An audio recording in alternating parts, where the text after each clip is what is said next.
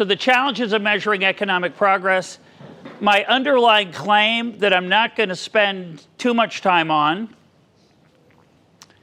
but maybe if you're interested, I can share other resources with you.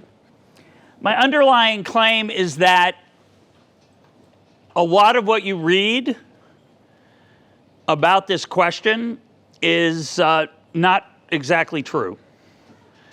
I'm not sure it's a lie. It's sometimes complicated. But what I'm going to try to do today is give you a feel for how complicated the question is of measuring economic progress. And we can also talk at the end about the implications of that for economic policy and how we think about market economies and so on. Now, when you talk to people in the area of economic measurement, they will often tell you, they say, I don't have an agenda. I don't have an axe to grind. It's the expression in English. I just let the facts speak for themselves. Just the facts. The problem is that there are a lot of facts, and they don't speak. They actually have to be interpreted, and they require assumptions. And a lot of what you read in the newspaper, unfortunately, the assumptions are hidden. And if you're not careful, you'll get fooled. So part of what my goal is today is to give you some sensitivity to the complexity of this topic, how easy it is to manipulate the data to tell a story. This is a problem of the left and the right. It's not anybody's, every ideology has the temptation to distort and to use numbers that make their case and ignore the numbers that are problematic. But I do want you to know for sure that the facts do not speak for themselves. And there are usually many facts. And there's some on one side and some on the other. It's like my least favorite expression, studies show. Studies show that. Yeah, but what about the studies that show the opposite? And there are almost always studies that show the opposite. Caffeine causes cancer. Caffeine reduces cancer. Broccoli causes cancer. Broccoli reduces cancer. Very, very difficult to know the truth in most settings that are complex. Somewhat related to what we were talking about earlier, about the challenge of complexity. Okay, so let's say we want to know whether a nation, whether its economy is doing well. How do we decide whether standard of living is the expression we use in English, the standard of living, which usually means something very specific. How many goods and services does your income buy? That's your standard of living. What you can purchase. Not all we care about. We talked about that earlier, right? It's important, but it's not all we care about, but it's important. So if I asked you, is the standard of living in your country higher today than it was 20 years ago, and by how much, up or down, how would you know? How would you decide to measure that? How would you measure that? Yeah. It's not an ideal measurement, but GDP per capita adjusted for PPP. GDP per capita adjusted for PPP. So that's gross domestic product divided by what? Population. You could say the number of workers. It could be population. Some correction for how many people there are in the country. Corrected for PPP, purchasing power parity, complicated concept. Now we can put that to the side for now because we're going to stay within the country. Okay, make it a little easier. We're not going to compare one country to another. We're going to say 20 years ago, we're going to look at GDP per capita. Is that a good measure? Not necessarily. What's the give me two problems with it. One, It doesn't take inequality. it doesn't, I would say it a little differently. What's your name? Yusuf? Yeah. Yusuf said it doesn't take inequality into account. I would say it doesn't capture what's happening to the average person, By average person, that has two meanings. What's the statistical meaning of the average person? The total income of the country divided by the number of people or the number of workers, that's going to give you an average income. But that is not really what we mean in English or in Hebrew or in Arabic by the average worker's well-being. Why not? Well, because averages could be skewed if there's high levels of inequality. Correct. You should look at something around, maybe you look at the mode or... I wouldn't, just a small footnote, it's not high levels of inequality, it's high income. Yeah. People from the right-hand tail, unusually, so let's step back 1 second. Let's take height, okay? How tall you are. Height is distributed roughly in what is called a normal distribution. Most of the people are around in America, I don't know what it's like in Israel or in your country, in Morocco or Bahrain or UAE, but in America, the average man is about 5'10". I'm way below the average. I'm 5'6". But the average person is 5'10". Most of the people are between 5'8" and 6 feet. That's the curve going in the middle. There's a lot of what's called density. There's a few really tall people and a few really short people. The shortest person who's an adult over the age of 18 might be 4 feet tall. There's no people who are an inch tall, right, in the height distribution. There's nobody who's 50 feet tall. The tallest person might be 8 feet tall, probably not 8 feet, alive today, probably 7'8", right? 2 meters plus a little bit more. That's it. But income isn't distributed that way. So a few high earners can pull up the average, right? And not be representative. The average is no longer representative of the average, of that tip. The word in English you would use in everyday language is typical. People in the middle, okay? Another example of this that's very important is immigration. If you have immigrants coming who are on average below the average compared to the country they're coming to, what's going to happen to the average? It's going to go down. What's going to happen to the median? It's going to go down. It's going to slide down. The median is half the people are less than that and half are more than that, right? So median in many settings corrects for the high end, but not always. And I'll show you some examples today where actually the median can be quite misleading or some measure of the middle, even though you think, oh, I've solved that problem. So one answer would be you don't want to use GDP per capita because it may not capture what's happening to the typical person. The second reason is what? It's easier to show growth when the start point is low. When the starting point is low. That's true. That's a question of how you interpret the numbers. If you start poor, it's easier to double, say, for example. But what's the other problem? GDP takes into account government spending, and Yeah. so if you have a very large government that spends a lot, it might give a false image Correct. Of a higher GDP when in all reality it's not. Correct. Possible. And in fact, that would generally be true that GDP can be very misleading for a lot of reasons. If, for example, in America between roughly 1950 and 1990, there was a massive increase in women's labor supply, women going into the workforce. So GDP would have gone up just for that reason, right? Why? Because now women were getting paid to do market activities. The things they used to do weren't in the GDP statistics. So it looked like GDP was higher because you did not measure correctly what was produced in the home. These are standard issues with GDP in general, especially over long periods of time. But no one's mentioned the most important thing. Inflation.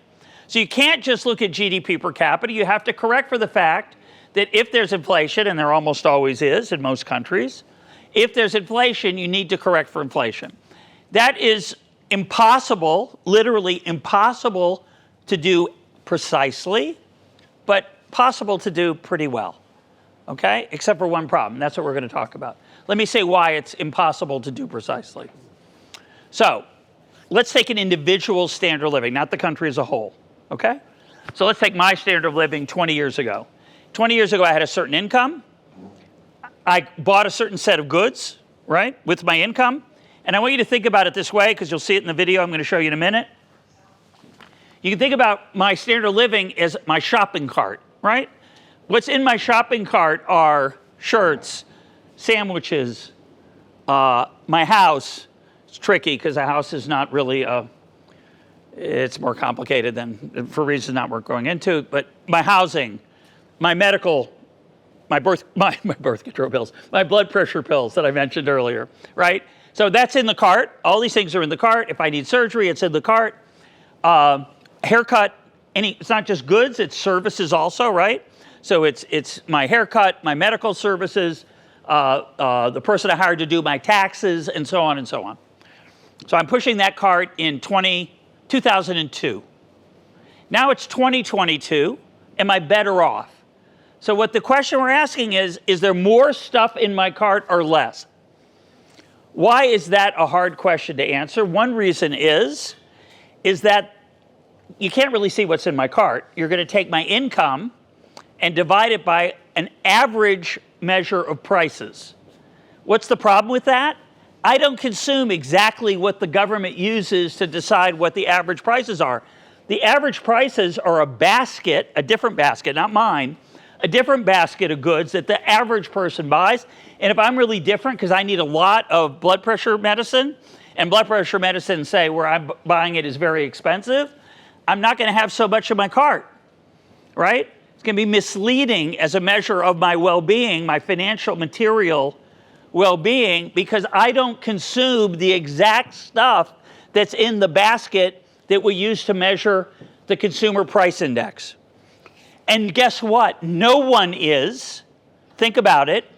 Because the basket of 2002 has changed in 2022. Guess why? For 1,000 reasons. There's different stuff to buy, for starters. But the most interesting reason, theoretically, which we're going to spend very little time on, but I want to mention it because it's interesting, is that certain things are going to get more expensive. Not everything goes up. When inflation is 6%, not every price goes up 6%. Some go up 12, some go up 2, some go down. Even in times of inflation, some things get cheaper. Why? Because they were expensive. What? Because they were expensive. No. Maybe the side No, there's innovation.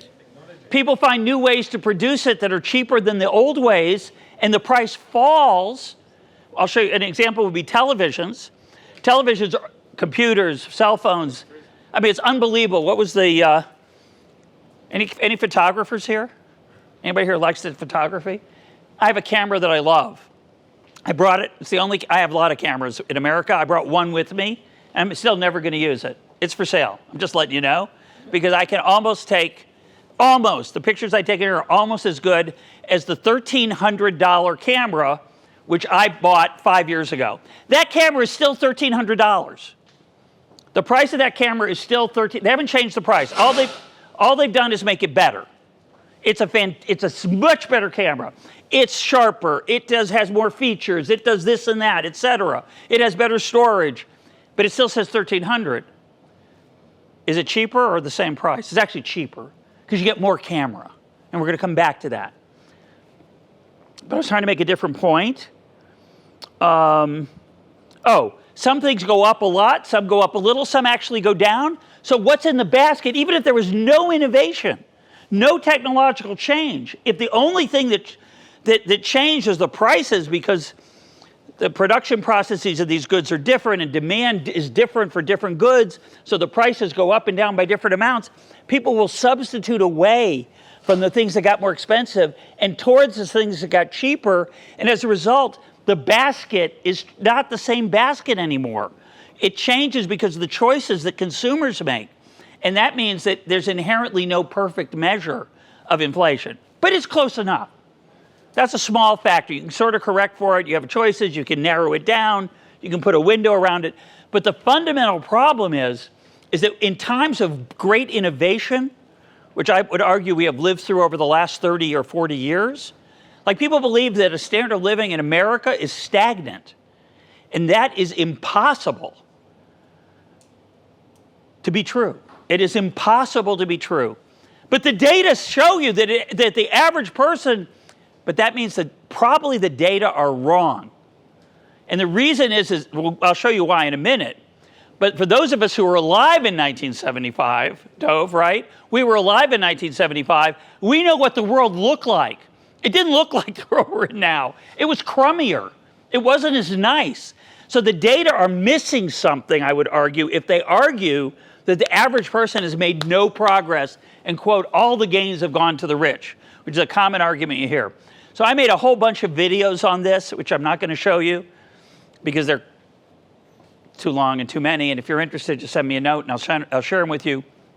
But I believe the fundamental claim of that very standard belief that everyone, quote, knows is true, I don't think it's true. And the reason is it's very hard to measure prices when quality is changing rapidly. When quality is changing a little bit, and like, for example, it's so cute. You probably don't even know what an iPod is. Do you know what an iPod is? Well, but you were like 7 or 4 when it came out. When the iPod came out, which is just the thing that just plays songs, you remember it would hold like, I think the first one held 400 songs maybe. This was the greatest thing ever. 400 songs in my pocket, excellent quality. Now I don't even have it. How many songs do I have in my pocket now? Almost infinite. Unbelievable. What? You can create new music. I can what? You can create a new music with it. Yeah, I can make music, exactly. By the way, you know how many pictures were taken on iPhones last year? iPhones, iPhones have about half the United States market. Worldwide, they have less than half because iPhones aren't as popular outside of the United States because they're too expensive. But I think it was 2 trillion. 2 trillion photographs. 2 trillion. So there were, I think maybe it was 4. Anyway, there were trillion, and I think that's an underestimate. I don't know what that means exactly, but there are trillions of photos. At the height of film, I think it said there were 90 billion photographs taken a year. So all of a sudden we have unbelievable opportunities. I don't have that camera I bought that's really expensive that I bought in America that I'm never going to use again. I'm not going to rebuy because this is almost as good. I mean, what happened to the price of photos for me? They're included in the price of this, $800 device, which does 10,000 other things that used to cost a huge amount of a GPS and a health monitor and a step counter and all the things that little device replaced. How do you take account of the fact that the price has fallen? The iPod, go back to my first example, the iPod, which held 400 songs, by the end of the iPod's life, can you still buy one? I don't know if you can still buy one. The Nano, can you still buy a Nano? Anyway, the iPod started out with 400 songs, and then it was 10,000. But the price was, I think, about the same. So how do you account? That's relatively easy, by the way, because you can see that it's more iPod. You can correct for the fact, if the only thing that mattered was how many songs that it carried, you could correct for the fact that it was better. Of course, that isn't the only thing that got better. What else got better? Everything. It's lighter. The battery lasts longer. It's smaller, right? It's unbelievable. They changed the quality of the audio to lossless, AAC lossless. I mean, it's magnificent. But how do you correct for that when you're trying to show that you can buy more stuff because the iPod is now cheaper? And the answer is it's really hard to do. So I made a video that tries to capture that phenomenon. So what this says is the following. There are a lot of people who believe that 1973, again, for those of us who were alive in 1973 and above the age of 4, we remember something of what it looked like. And you'll see a little bit of it in this video of what 1973 was like. The answer is not so nice compared to today. But a lot of people believe that the standard of living in 1973 was higher, or the same as now for the average person. I think that's absurd. So I did the following thought experiment that I capture in this video. So I'm going to tell it to you because it's, English is not your native language, and I apologize. I talk fast because we're in 2022, and it's the way it is. This is before I realized that nobody watches my material at 1x, right? Nobody listens to my podcast at 1x who's under the age of 30. They're all at 1.25, 1.5, 1.75x. Anyway, here's the experiment. I'm going to let you go. I'm going to let you consume today all the goods at the prices of 1973. Now, according to the data, in 1973, prices are now 5 times higher, okay, than they were in 1973. So if that's true, being able to buy prices at 1973 prices, to be able to buy things at 1973 prices means using the logic we started with, what?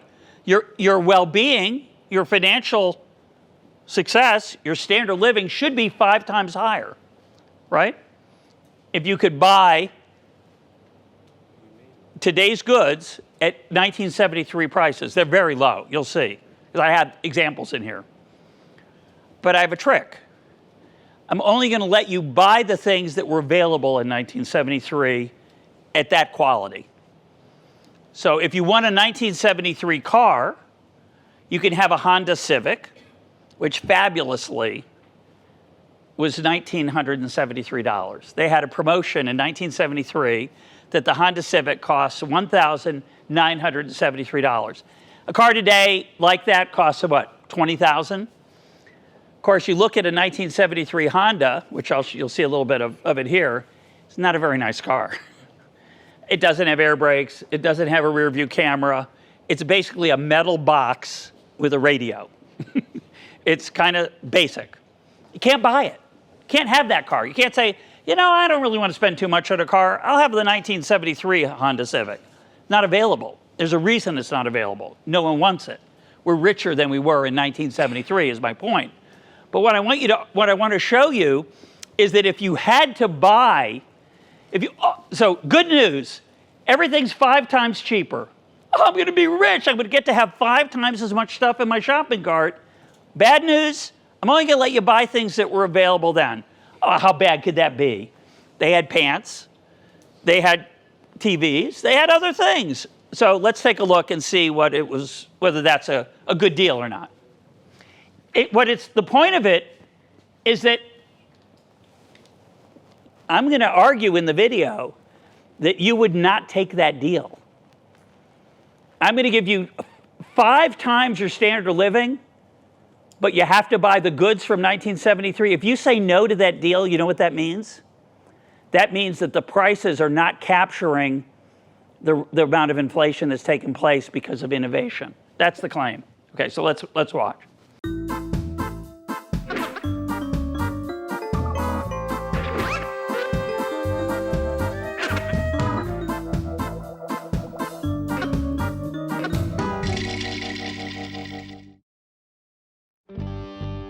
A lot of people claim the average American hasn't made much economic progress over the last 30 to 40 years. In the first 3 episodes of this series, I tried to show there's more to the story. The average American and the poor got richer as the economy grew. But I think those gains, if anything, are even bigger than the cheery numbers I shared. That's because all the attempts to measure economic progress, gloomy or cheerful, require an accurate measure of inflation. Measuring inflation is harder than you might think. Here's a Sony color TV from the early 1970s, 21-inch screen, about $600. And here's a Sony today that's $500. So it looks like the price of the TV fell by about 16%. But the $500 Sony is more than twice as big. Does that mean the price is 32% lower today because I get twice as much for my money? That old TV only got a few channels. Today's gets about 1,000. It doesn't break. You can play video games on it. The picture's about a zillion times sharper. And what about the 65-inch Sony that's $1,800 today? Is that 3 times the price of a 1970s TV? Would you consider the 1970s Sony a bargain? And then again, I watch almost all my TV shows on my laptop. So is the price of a TV zero now compared to the past? So just how much your price has gone up or down? It's really hard to measure precisely when the quality of what we buy is improving rapidly. Ironically, when goods and services get better over time, the more likely it is that inflation will be overestimated and changes in the standard of living underestimated. It might look like we're standing still or falling behind when economic life is actually getting a lot better. To get the full picture, behind this problem, let's use a little bit of economics imagination. Imagine you have the chance to go shopping today with your current income, but you can pay the prices of 1973. Now, according to the PCE, a commonly used price index, prices today are about 5 times higher than in 1973. If that's right, whatever your income is today, letting you pay 1973 prices means you should be about 5 times richer. But there's a catch. When you go shopping in this imaginary world, you don't just get the 1973 prices, you also get the 1973 goods and services. So when you go to buy a car, the Honda Civic they show you is the 1973 model.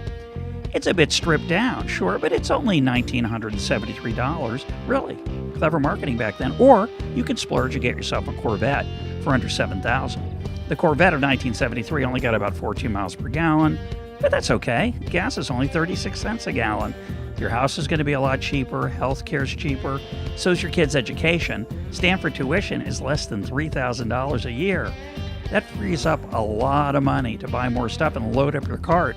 You can buy anything you want from the 1973 Sears catalog. Polyester pants, the same as those worn here by golfing great Johnny Miller, only $16.95. You don't have to settle for the 21-inch TV. You can easily afford the biggest color television in the catalog, a giant 25-incher, for $719. Of course, it only gets 10 channels, and the picture's not too sharp. There's one other catch. I'm only going to let you buy goods and services that were available in 1973. You can't have any of today's goods that middle-class consumers enjoy if they weren't available back then. I'm not talking about yachts or caviar, but the everyday goods that most Americans can afford. So no smartphone, no rear-view camera when you're backing up your car, no GPS, no airbags in that bargain price Corvette, no Waze to get you home, but you can buy a map for next to nothing at that gas station, charging 36 cents a gallon. No Google, Facebook, Twitter, Yelp, and no educational economics videos on YouTube. Or videos on how to carve a turkey, play the Malfouf rhythm, or learn the difference between the United Kingdom, Britain, and England. No Fortnite or Minecraft or whatever's the hot game when you end up watching this video. But there's a pinball machine at the convenience store in the corner, and it's only 25 cents a game. You can play it for hours. Heck, with your income and the prices you face, you can just buy yourself a pinball machine if you want. For only $24.50, you get a portable cassette recorder that you can carry wherever you go. After all, it only weighs 3 pounds. No 10,000 songs on the phone in your pocket, no Spotify. But cassettes are pretty light, you can carry a bunch. If you're having a heart attack, good news, that visit to the emergency room's a lot cheaper. The doctors will give you aspirin, but no clotbusters or stents or balloon angioplasty. None of those were available in 1973. Would you take the deal? Would you give up the new products and the quality improvements of the last 40 years for the chance to pay 1973 prices? And just to make it fair, let's assume no one else has a smartphone or Facebook or Twitter or Snapchat or Instagram either, so you're not alone on some kind of tech-free island while your friends are all playing with social media. If you're hesitating, and I think a lot of people would, maybe the PCE and other price indices don't accurately capture the change in your purchasing power over long periods of time. Paying 1973 prices for 1973 quality goods and services wouldn't make you 5 times richer. You might even be worse off. That means our measures of inflation and the change in our standard of living aren't off by little, they're off by a lot. The average American is almost certainly doing a lot better than the standard numbers suggest. Of course, how much stuff people can buy isn't close to all we care about. The motto of life isn't whoever has the most toys wins. And even if the typical American is in fact doing a lot better than the numbers suggest, this doesn't mean everyone has a carefree economic life. Even if the poor and the middle class have made progress over the last 30 to 40 years, you can still argue the rich should pay higher taxes than they do now. But I don't think our economic system is rigged or broken, or that the American dream is dead, or that we need to throw out the current system and try to say socialism. But I do think the status quo needs improving. In the next episode, I'll suggest some ways how we might increase opportunity and human flourishing. See you then.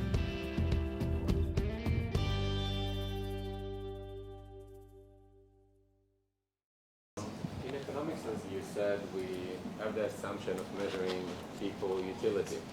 But it's true that if you will offer me to buy a Sony TV today or in the 1970s, my utility from a TV today will be higher. But is it true that the person who lived in the 1970s, his utility from his TV? Okay, good, great question. So the question is, the question is a very deep question. I'm glad you brought it up because I want to say something about it. I believe our standard of living is much higher than it was in 1973 for most people, say in the United States. I think it's also probably true in Israel. And my claim is that the data don't capture that easily. In fact, they can lead to a very pessimistic conclusion that the system is rigged or broken or so and so on. But are we happier than we were in 1973? It's tricky, right? It's a philosophical question. Now, people try to measure it. I think it's one of the biggest frauds in intellectual history that we try to measure happiness on a scale of 1 to 5. I find it bizarre. Life is complicated. It's not reduced to a number. Happiness isn't all we care about. They try to make it well-being or life satisfaction or so on. You know, Israel, by the way, is one of the happiest countries in the world, supposedly, with Finland, Scandinavia. Good news.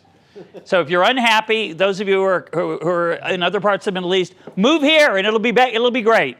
So I don't know whether that means life here is actually better, whether Israelis don't tell the truth when they answer surveys. Who knows? It's a bizarre attempt to get inside a person's soul. Now, how are you doing? I will make a joke. I had a Russian friend in America. If I asked him how he was doing, he would say, fine, like all Americans. Meaning, Americans aren't fine. They just lie. They just say fine. That's what they say.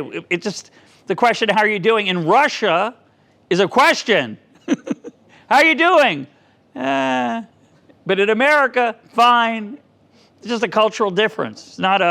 Doesn't mean Russians are less happy than Americans, although I think they are probably, based on the literature. Anyway, studies show that Russians are less happy than Americans.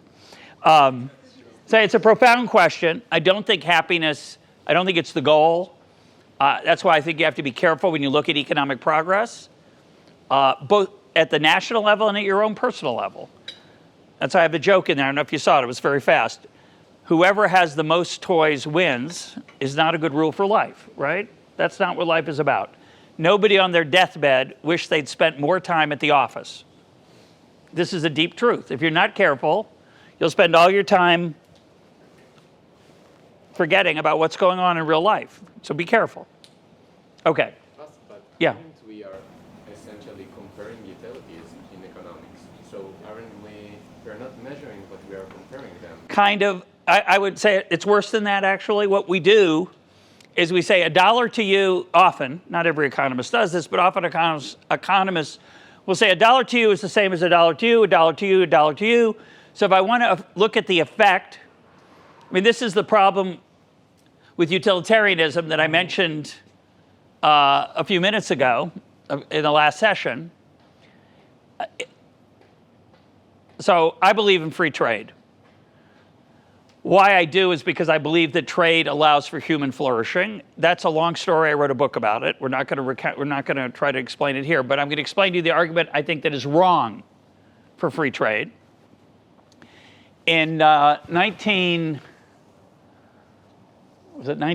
94, 92, I'm trying to remember, we had the North American Free Trade Agreement in America, which was going to allow goods to come in from Mexico and Canada without tariffs, without special taxes.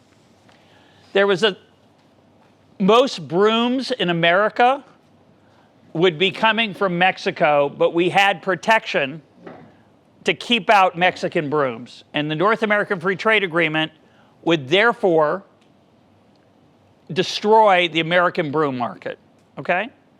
So is that a good thing or a bad thing? So an economist's answer often, I wouldn't say this, but a typical answer is, if we allow Mexican brooms in, what's going to happen to the price of brooms? It's going to go down.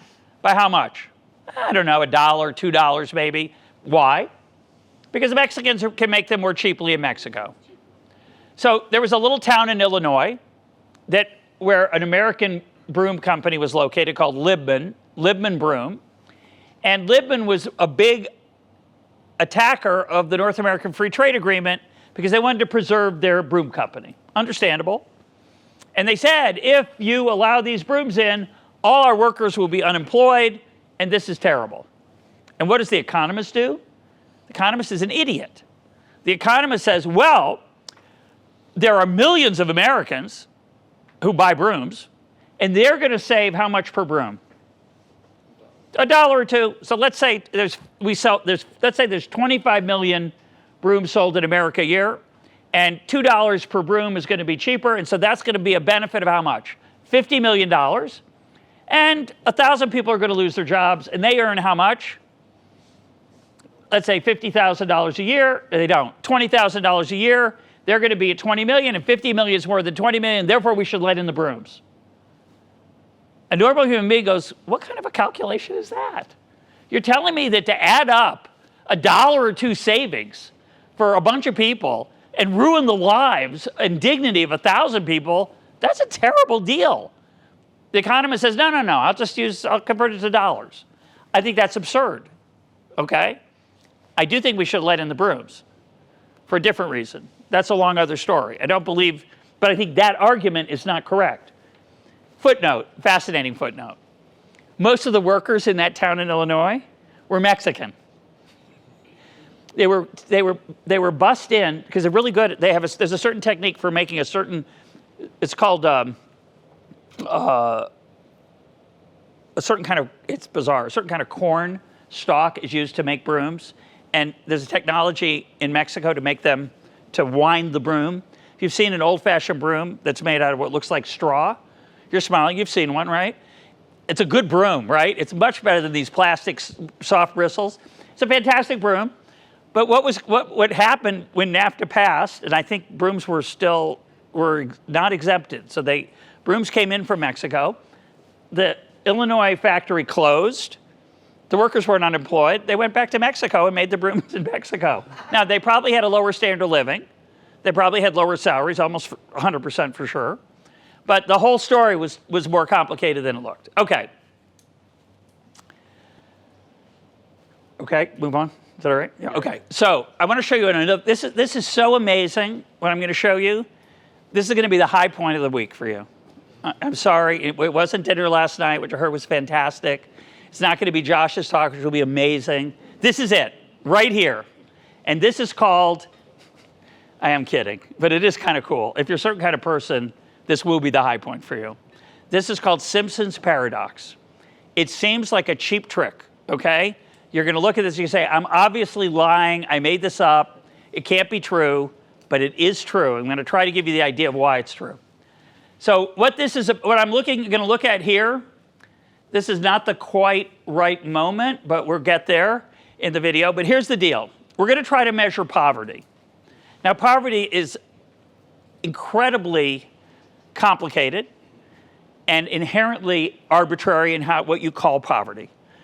Internationally, what's the standard of poverty? One measure. Give me a measure of poverty internationally. Earn less than $1 a day. So if I say to you, which is true, that maybe, I don't know how many hundreds of millions of people have left poverty because they earn more now than they used to. In China and India, who used to earn $1 a day or less, now earn more than that. That's kind of exciting. I find it exciting, a little peculiar. But the truth is, you do want to ask the question, did they earn $1.25 now? I mean, it's better than 93 cents, but you do care about how much more than, my point is, it's an arbitrary cutoff. Some people use $2 a day. Some people would say, you don't just care how many are below, but where are they? Okay, all good. In Israel, it's a very bad measure, I know, and it's manipulated a lot for political reasons, but that's another story. In America, it's a very interesting measure. The official government definition of poverty was established by a woman named Molly Warshawski back in sometime, I think, in the 60s. I don't know if you know, Josh, but basically she went out and she looked at how much a person needed to eat to be alive. Now, that in itself is inherently unmeasurable, because it turns out if you just eat like bananas and maybe a few other things, you can survive. You'll not be very happy, though, because bananas you get tired of them. But this was not like that. This was so she took a measure of what a person could survive on, how much money they needed, and then she multiplied it by a certain number, saying that that's not all you need more than food. But she multiplied it by a certain number, and then she corrected for how many people live in the family, because, of course, if you have a bigger family, you need more money, but not exactly twice as much or 3 times, because you can buy in bulk and so on. So she corrected for all that as best she could, and that number has stayed roughly the same, I think, over time. Meaning it's been adjusted, but the concept hasn't changed. They haven't decided, well, I don't think this is a really good measure anymore. Let's take account of relative poverty. They use this measure just to try to hold constant whether people were really struggling or not in America. So what I want to show you, and the changing structure of the American family. The same thing happens with poverty. Oh, that's the young me. Look at that. Remember those days? Okay, here we go. So what we're going to do here, the point here that's incredibly, there's 2 things that are interesting about this. One thing is that the structure of the American family changed very dramatically between 1970 or so and the present. And that contaminated a lot of the data, but no one likes to deal with it, so they just ignore it. They just pretend it doesn't matter. So what we're going to look at here, we've got a bunch of households. A lot of income in America is collected by household. In other words, how many people live in the house, what's their income, how many are in there. And then they divide the households into fifths, what are called quintiles. The 20% lowest, over here for you guys, the 20% lowest, the next 20%, the median quintile, the people between 40 and 60%. And you'd kind of want to look at them, because that's not the extremes, right? That's kind of cool looking at them. And what I'm going to show you is that this, when you look over time, crazy things happen because the family structure is different. And what's the big thing that changed in America between 1970 and the present? Not so much probably in the countries that you all are from, but in America, what got very different? Childbirth, What? childbirth, No. Divorce. Huge number of families with one parent heading it, and the number of families with children that have one person. So it's typically the mother. So what changed in America, as you'll see, is the proportion of families that have just a mother and child, or mother and children. And you'll see what it does to the data, and you're going to say I'm cheating. But this is the high point. Get ready. It's so exciting. You don't have to turn off don't turn off the lights yet. Wait a sec. It looks like a growing economy doesn't reduce poverty, but it's complicated. A study of poverty between 1967 and 2003 shows just how hard. So this is between 1967 and 2003. So this is 35 years of history, when the U.S. economy was amazing most of this time. The 80s, 70s, not great. 80s and 90s, amazing. Should have had a huge impact on poverty. And the standard metaphor for this, anybody know what it is? Does a rising tide lift all boats? Now, in an ocean, as the water gets higher, all the boats get higher. The worry is, if the economy's growing, are people being left behind for whatever reason? And you'll see what the data show. It's quite striking. You notice this little footnote? All the data in this report excludes the elderly. That's another thing that's happening. America's getting older, and a lot of people are retired, and retired people tend to work very few hours, if not at all. And that also changes how you measure who's really poor and who isn't, but that's another story. But I just mentioned it. Here we go. It is to disentangle the impact of the economy from changes in the family. Okay, so this is poverty rates by family type. So on the left, I don't know if you can see it in your screen, this is single women with children, single men with children, very small group, single women without children, single men without children, married couples without children, married couples without children. The numbers are the proportion in each type of family below the poverty line. So you with me? Let's look at the far left. The far left, which is single women with children, half of those women are below the poverty line. Half of those households and families. It's horrible, right? Down all the way to the end, only 1 out of 20 two adult families, got it, are I'll send you the video. I'll send you the whole, just send me an email, I'll send you all the videos. I've got a whole bunch, including this one. Not a whole bunch, that sounds scary. Oh, I'm not gonna send them an email. It's only 5, okay. Does everybody understand? This is 1967. What did the US economy look like with respect to poverty? Let's start with 1967. Over half of all single moms with children were poor. 1 in 10 of those who were married with children were poor. 36 years later. Okay, now we go 36 years ahead. We fast forward. It's better. It's a lot better. Dramatically better. It's not great, but it's better, right? You look at the single women with children, the far left, it's gone from a half to almost a third. I wish it were 0, but it's a big improvement. Among married couples without children, not much change. They were already doing great, not much room to improve. But you notice every group gets better. Every group. Got it? And some by small amounts, some by large amounts. What happened to the poverty rate? The percentage of individuals below the poverty line? For people in... Okay, so those numbers in the pink, the raspberry boxes, the pink, whatever color it is, those numbers are the percentage decrease, okay? Not percentage point. Everybody know the difference? Right? Percentage decrease. So to go from 51 to 37, that's a huge decrease. To go from 28 to 22 is almost a fifth, is a little more than a fifth. For single women without children, it's more than a quarter. The only group that didn't have a big drop was which group? Single men without children. Very small part of the population. For better or for worse, they didn't. By the way, they have trouble. They have had other issues, so they're struggling. No, they are. They're struggling, and the improved economy didn't help them that much, so they barely got better. But they're better. Only a smaller proportion is under the poverty line, et cetera, et cetera. Now, here's the question. That's for each family. Those are all the types. There's no hidden group, okay? So what's going to be the drop? It's a trick question. I'm making it easy for you. What's going to be the drop in the overall poverty rate for the whole country? So if you're a normal person and you don't know about Simpson's paradox, and soon you will be in a different group, the group that knows about Simpson's paradox. It's exciting.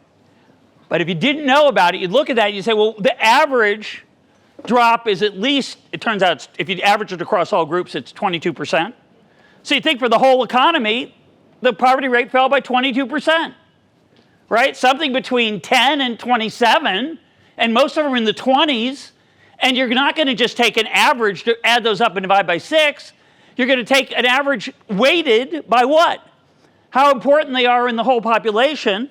And so the group that had a 24% drop, the second group from the right, married couples with children, that's a lot of people. So that's going to get a big weight. So the total drop, everybody got the question? Everybody understand what question we're asking? When we lump everybody together and say, what happened to the overall national poverty rate, what do you think it's going to go down by? It's going to go down by at least 20%. Everybody has gone down by 20% except one little group, and they're very small. They're going to have a small weight. But in fact, drum roll, trumpets, exciting music. In 5 of the 6 kinds of families, the poverty rate fell by more than 20%. So how much did the poverty rate fall for the entire population? Should be something like 20%, right? But the growing economy wasn't the only thing that happened between 1967 and 2003. The proportion of people in families with children headed by single mothers, the group with the highest poverty rate, doubled. Do you hear that? The group with the highest rate that was at 51, that went down to 37. Wow, that's horrible, but it's amazing improvement. But they got twice as numerous. So all of a sudden, a group with 37% poverty rate is much more prevalent than much more numerous than they were before. And therefore, so the overall poverty rate barely budged. It fell by only 4%. 4. Seems impossible.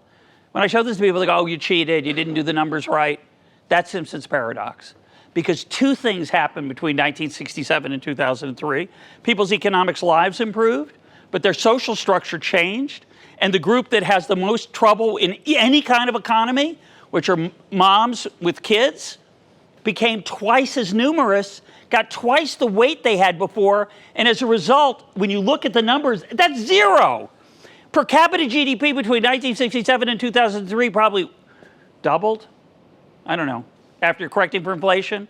So there should be a huge decrease in poverty, and there was. But at the same time, there would have been if the family structure had stayed the same, but didn't stay the same. And so the change in the number of families with single moms at the head made this look awful. And it was awful. This is what actually happened. 4%, that's it, and the changing structure. Okay, that's the end of that. Any questions about that? I know you're gonna have to see it again. It seems like a cheap trick. You know, I pulled, don't you love card tricks on YouTube? How many people here watch card tricks on YouTube? I'm a sucker for them. Anybody? Am I the only person? You're missing out. I mean, they're fantastic. The problem is you have no idea if they're real, right? Because they could have stopped the film. I have no idea, right? But this is like one of those tricks. Oh, he fudged the data. Anyway, I don't think I did. I know I didn't. So, but it's shocking. It's shocking. Okay. I have a question. Yeah, question.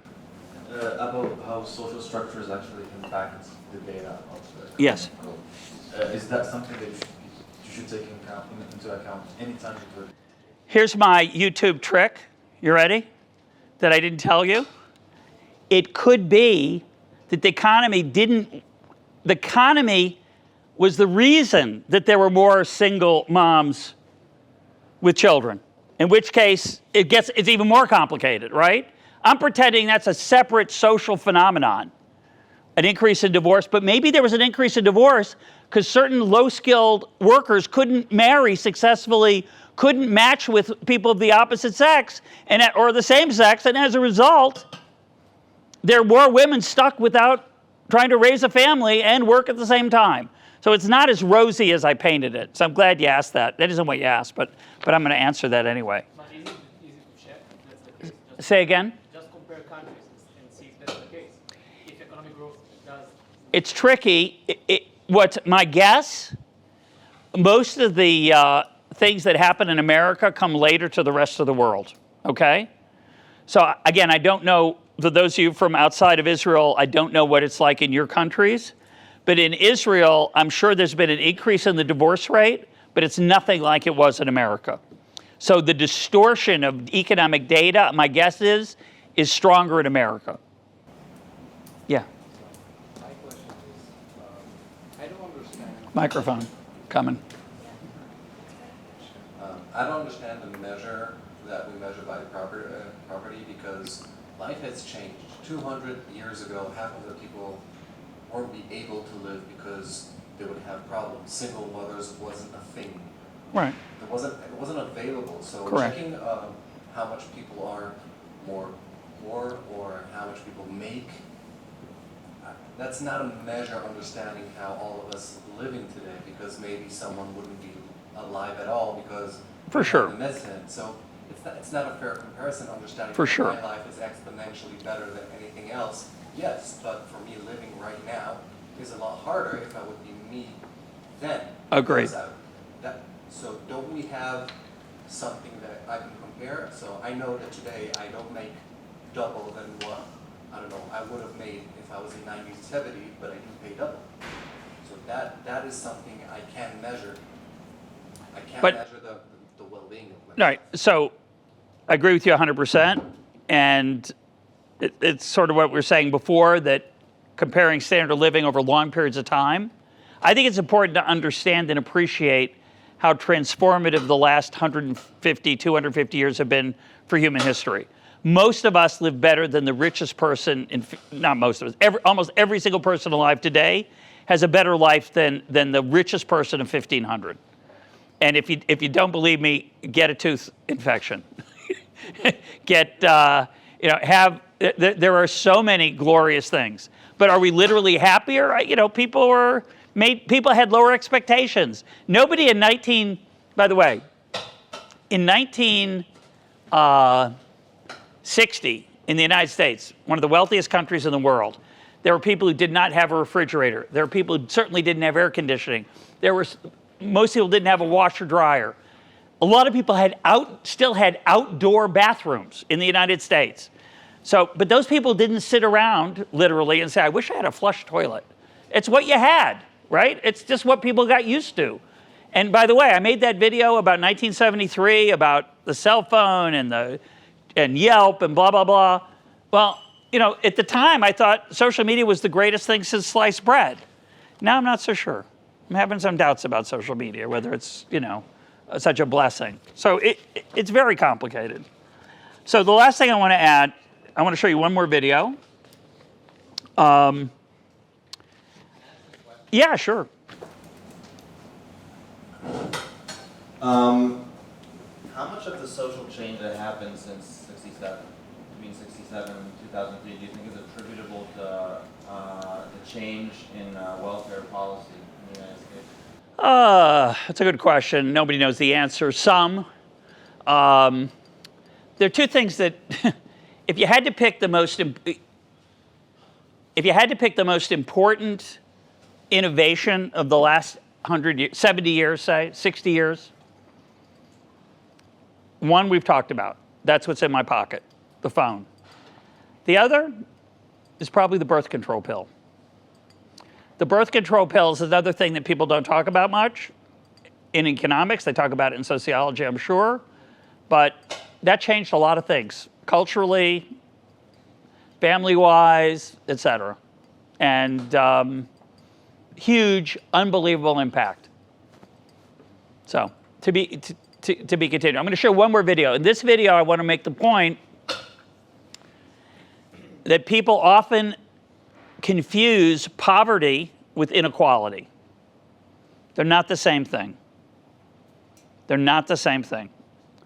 The fact that there's a gap between the top and the bottom, even if it's a growing gap over time, to me, this is a matter of personal philosophy. I'm more worried about the ability of everyone to improve than whether the difference between people is changing. And I would make, I think, a more important point. I love Jeff Bezos. I don't know him, but I still love him.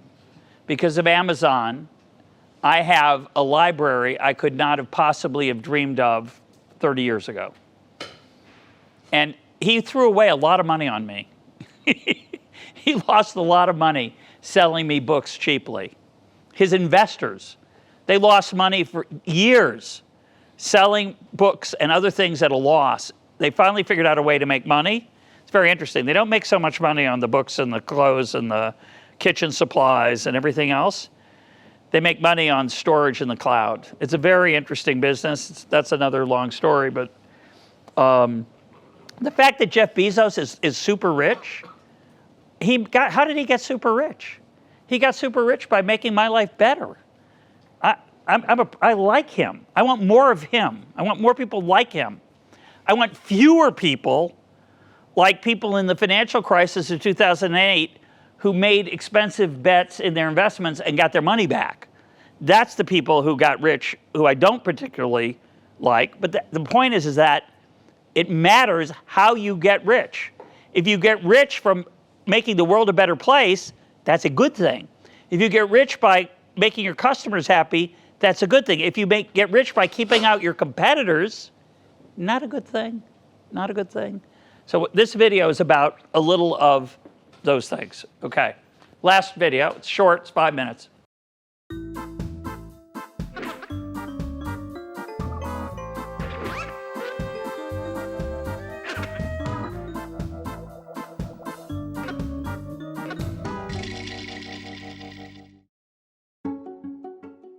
Many people have come to believe that only the richest Americans have prospered over the last 40 years.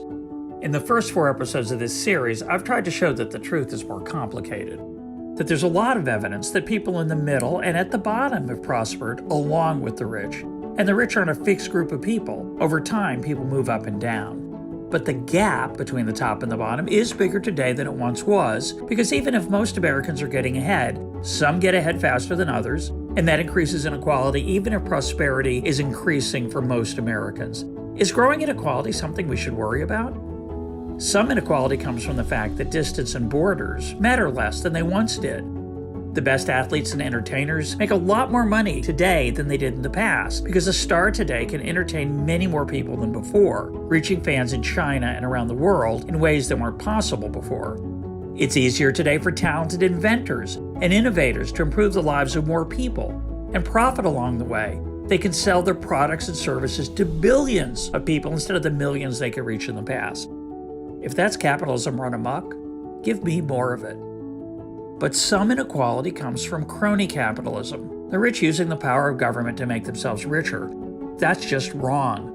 We should stop subsidizing the ability of Wall Street to invest recklessly because they can expect bailouts if they make bad bets. We should stop subsidizing big agriculture. We should stop protecting healthcare providers from competition that would lower prices and profits. We should relax zoning and other restrictions that benefit property owners.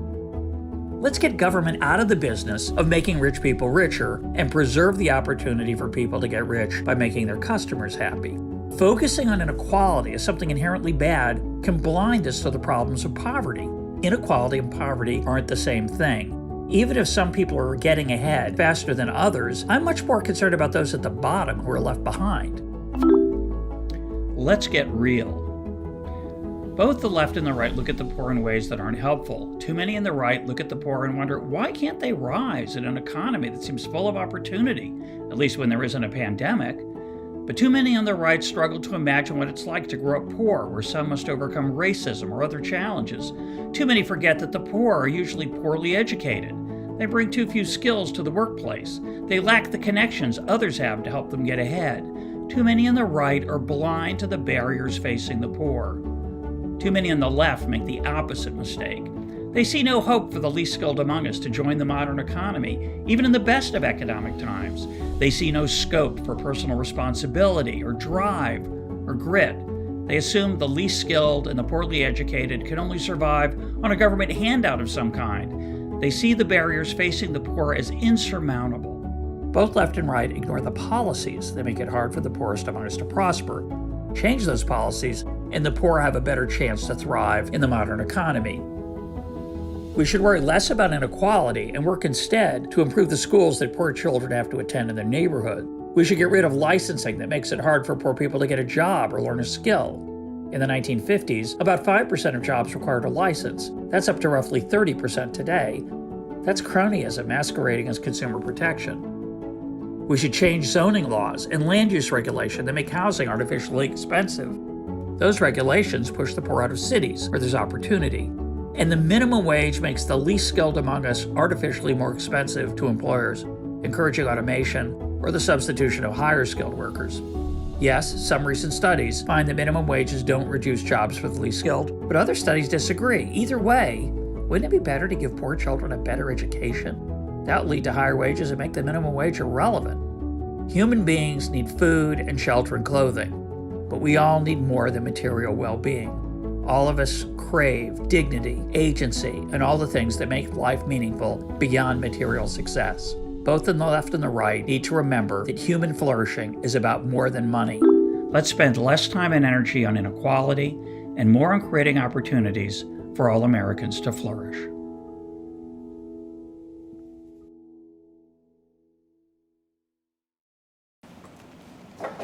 Okay, comments, questions,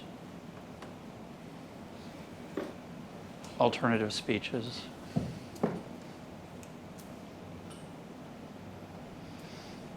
Yeah. Yeah, I have a question. I have a question. I want to go back to the Simpson paradox. Sure. And It's not named after the TV show, okay. just FYI. It's named after a statistician named Simpson. Okay, and the fact that data might be misleading, and I believe it might be the case with many vaccination campaigns. For instance, if you take the case of the elderly, and you tell citizens that after taking your vaccine, there is a chance that give me just a percentage like 25% of people might die even after taking the vaccine. But for people, who are not sick, who are not old, there's a chance like less than 1% they might die even after taking the vaccine. And then when designing a policy, government may choose, whatever percentage when speaking to its citizens. So my question is, I felt like citizens have the right to not fall for that Simpson paradox too. If you tell me, like there's a chance less than 25% people might die, I won't care about the vaccine because otherwise I might die because of the virus. Then if you tell me less than 1% might die, I would go for it. And then my question is how to make this accessible for citizens who don't know about the Simpson paradox. How to not fall for it. So it's a great question. I don't think it's exactly the same as the Simpsons paradox, but it's the same idea in that the data that you hear is not capturing what's relevant for the discussion. In the case you're talking about, the effectiveness of vaccines. For example, it appears to be the case that the Moderna vaccine is particularly not so great for young men, ages, I think, 18 to 30, okay? So for young women, it's not as bad. Pfizer is not as bad for either. So those are things that we should know, that people should be told, I believe, to make a rational choice for themselves. You're raising a deeper question, which is, how do we prepare people to make both their own decisions and, as a citizen, how we respond to government information if we do not understand statistics and we do not understand uncertainty? So I'll tell you a little story. It's a little change of pace for what we're talking about. So, Saturday morning, Jerusalem, I come out on my porch, my wife's having her coffee, I'm getting ready to go to synagogue, and there's a cat on my porch. We're 30 feet above the ground. It's not our cat. Weird, right? I try to move it, it doesn't want to move. I figure it'll jump, it's too high, doesn't want to jump, it's totally happy. I'm not feeding it, it's a hot day, there's no water. I'm not going to worry about it for the moment. My wife comes inside, goes inside, I go to synagogue, I come back later, cat's still there. Like, what are we going to do? So I think, I know about cats, it's hot out, it's tired, it's probably almost dead. I'll just pick it up and take it out.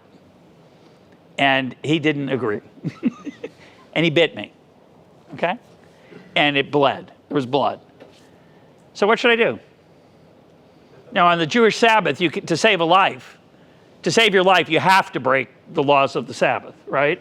So I'm totally okay getting in a cab to go get medical care. So what did I do? Well, the first thing I did is I got on my phone, even though it was Shabbat, and I found out that, what was I worried about? Not tetanus, rabies. I was worried about rabies. Rabies is kalavet, be'ivrit, I think. Is that how you say it? Kalavet? Okay, so rabies, bad thing. So it said you have 24 hours. So I said, okay, I'll wait. So after Shabbat, I go to the emergency clinic, and I get a tetanus shot, and I get an antibiotic cream, and I get an antibiotic to take by mouth for a week. I said, what about rabies? He's, there's no real rabies in cats in Jerusalem. Okay. Very important expression. Skin in the game. You know that expression? To have skin in the game means you have something to lose. The guy who's treating me, he doesn't have any skin in the game. I have skin in the game. I'm the guy bit by the cat. But he said, he's a medical guy. What do I know? He said, it's no rabies in Jerusalem. So I go home Saturday night. I get up Sunday morning. Cat's still there. What do we do? Well, it turned out we called the city of Jerusalem, and they send a guy in a half an hour. This is like one of the great moments of Israeli bureaucracy. Somehow, cat removal, they're really good at. He has a stick. The stick has a thing at the end. He grabs the cat by the neck, shoves it in a box, in a cage, and says to my wife, I wasn't there, says to my wife, your husband needs to go to the Misrad HaBriut, the health office, health ministry, and make sure he doesn't have rabies. Oh, crap. Oh, that's ridiculous. I'm not, they already told me I don't have it. So what should I do? I'm not going to go. There's no case. I don't you ever read about somebody in Jerusalem dropping dead from rabies? So I don't do anything. And that night, around 4 in the morning, I wake up and think, wait a minute. If it is rabies, I'm going to die. It's not like, oh, I'm going to have a bad few weeks. Coming back to your question, it's death. This is what it says on the internet about rabies. This is hilarious. It says only about 20 people have gotten rabies, human beings have gotten rabies and lived. I don't know if it's in America or the world, doesn't matter. My first thought is 20? That means 0. Those 20 probably didn't have rabies to start with. Right? So at 4 in the morning, I decide, wait a minute, let's look at the calculus here. 2 hours to go to the Misrat HaBriut, maybe get a really unpleasant rabies shot versus death. Easy choice. I go to the Misrat HaBriut. This is just interesting in and of itself. She says to me, we take the cat, and if it dies in the next 10 days, we'll call you. Because that means you might have rabies and you should come in. I said, what if he doesn't die? At the end of 10 days, do you call me? Oh, no, just we won't call you. So, I mean, I've got to rely on you calling me? Can I call you? Oh, sure. Like, can you imagine? Hey, what happened to that cat? Oh, it's been dead for 3 days. Did you call? Oh, I forgot. Like, oh, my God. So that's what we did. It's been about 2 weeks. I think I'm okay. But I look at that and I think, was I rational or irrational? And I think one lesson, this is even more important than Simpson's paradox.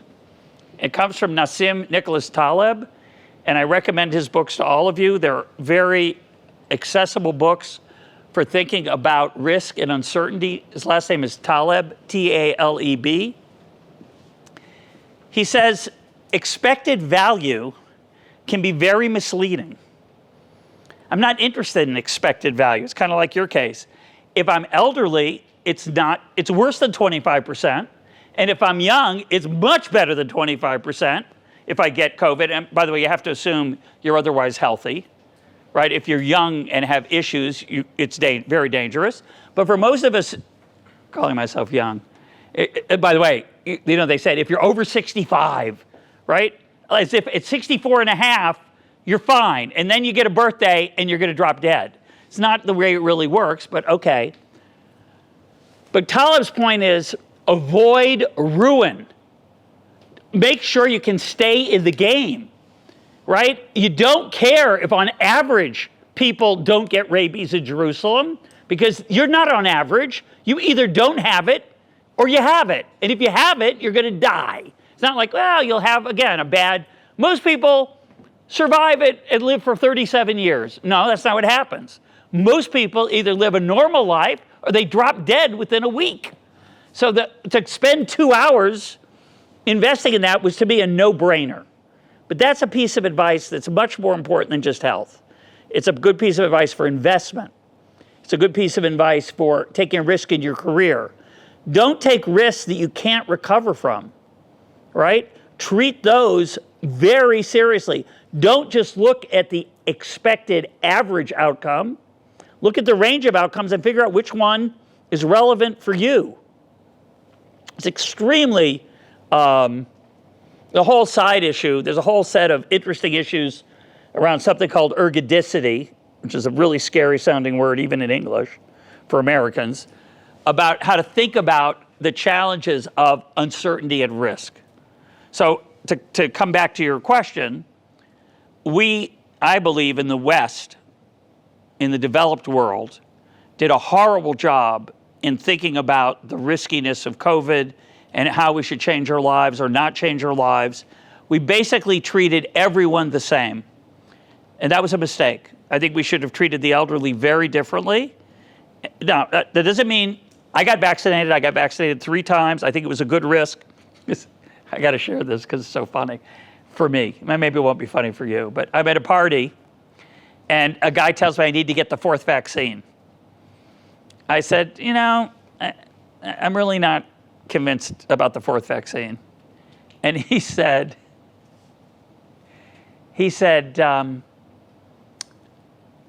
you don't understand risk and data.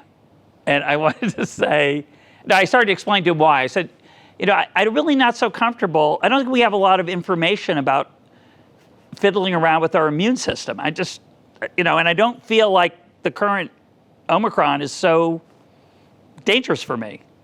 And he said, oh, you just don't know anything about statistics. And I said, okay. I just said, okay, lived with it. But I didn't get the 4th vaccine. I got 3. So I think it was a good idea to get 3. But I do think you have to remember that data often is about an average effect. It may not be the effect for you. And to take the more general point about what we've been talking about here, a lot of times measurements that are waved around as facts are more complicated. That's the lesson I really want you to take home today. Yeah. About cronyism. Yeah. The problem with cronyism is that people in power are the ones that are guilty of cronyism. How do you make sure that the people in power limit their own power? Passing laws and... So there's 2 answers to that. Yeah. One answer is better people. Good luck with that. I wouldn't use that answer. My answer would be try to find incentives for the people in power to do the right thing. So, people are flawed. To come back to what we talked about earlier, when I said, what motivates you? And we all said a bunch of things. I like money, I like leisure, I like this, I like career. I think politicians are human beings, they're not angels. So I expect them to act roughly in their own self-interest and occasionally do a good deed for others the way I think I try to do that. But they're not angels, they're not saints. So I want to have a political system that constrains their cronyism.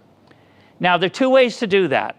In the United States, and I think also in Israel, again, I can't speak as well to Morocco, Bahrain, and the United Arab Emirates, but in America and the United States, we used to have a culture which constrained corruption. Not perfectly. Plenty of corruption in America going back to 1776. But there were certain things that were considered not really appropriate. Those rules, they're not rules, in English we would call them norms. The norms, the expectation of what's good behavior has changed, I think, in the world, certainly in the United States and elsewhere, and it's a terrible disadvantage for a country to lose those norms. I'll tell you one more story. Yeah, we got time. So I wrote about this in one of my books, true story. I'm in California. I want to have a nice vacation. And my wife and I have lots of kids. We have 4 kids. We don't have anybody living near us, so most of the time we have to take our kids with us. So all of a sudden we have one night, I think it was one night, where we could go away because my mother-in-law was in town and somebody could take care of the kids, so we could go by ourselves, and we're going to go to Big Sur, California. Anybody ever been to Big Sur? It's one of the most beautiful places in the world, in my view.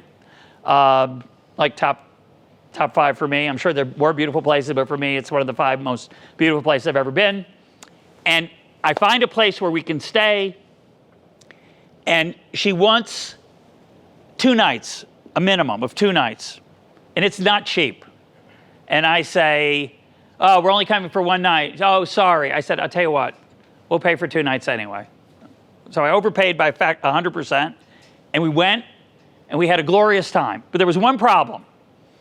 I said, how am I going to get you the money? It was 3 days away, because it happened out of the blue. How am I going to get you the check to hold the room for us? And she literally said to us, don't worry.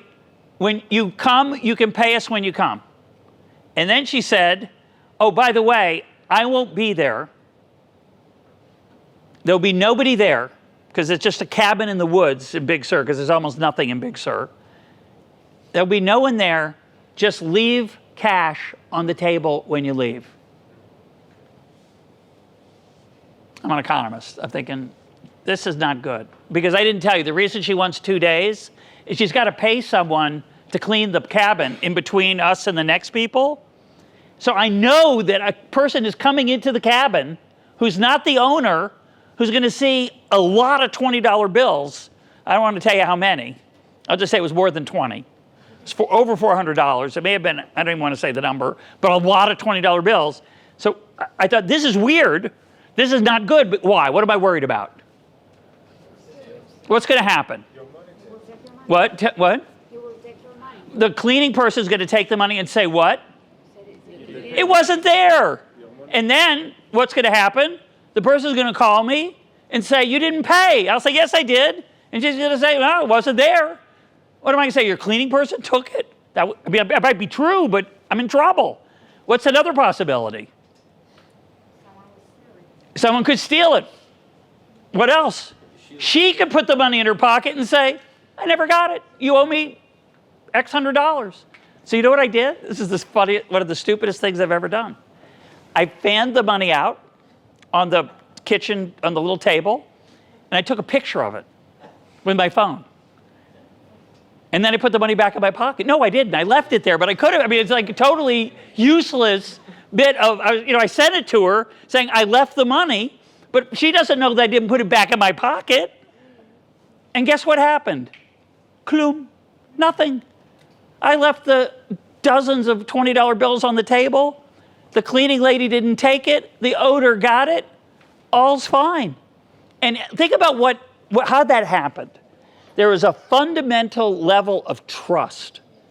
And because of that cultural norm that you just don't take things because you can, right? Because of that cultural norm, I got to have a wonderful vacation with my wife that was special in a beautiful place. The owner got the hundreds of dollars. Both sides were made better off, a perfect economic transaction. Because trust, without trust, I couldn't have gone. It was impossible. Didn't have Bit or Venmo or anything like that then. I would have been stuck. But she said, oh, yeah, come. Oh, and the door's unlocked. Yeah, there's no lock. I said, well, where do I get the key? Oh, we leave it unlocked. So yeah, someone else could just come in and take the money, like the donkey out in the front lawn they had. He could have eaten it, for all I know. So the norms of civilization are unbelievably important and powerful. Last story, a friend of mine, I also write about in another book, same book. He has a conference in Russia. A week before the conference, the hotel owner calls my friend and says, I have bad news. I've given away your hotel rooms. The guy says, what do you mean you've given away? I got a better offer. I gave him to a different conference. What do I do? He goes, that's your problem.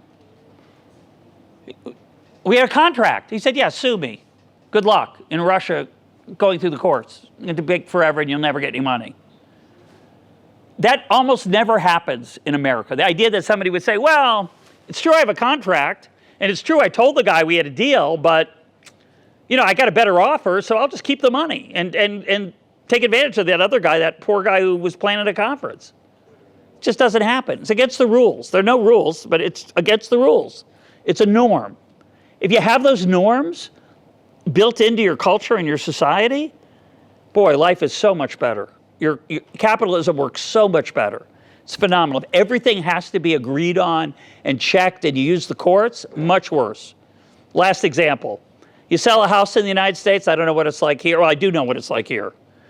I rent an apartment here in Jerusalem. It's a 10-page document. I have to have a lawyer. I've rented houses all over the place in America. There's never a document. There's a lease. I sign a lease. I sign a contract. I don't bring a lawyer. Everyone understands. It's fine. There's a certain level of trust. Not here in Jerusalem for whatever reason. I don't know what it's like in Rabat or Abu Dhabi or Dubai. But in Jerusalem, it's a serious transaction. It's fantastic that in America, it's done without any over all kinds of messy things. You sell a house in America, there's a statement in the contract that says the house will be clean and in good condition, something like that. It's not very detailed. There's a lot of room there to do the wrong thing. Some people probably do. Most don't, which is why you don't have to say in advance, this has to be done and this has to be done. And to the extent you can rely on unwritten rules, it's a tremendous advantage for a society.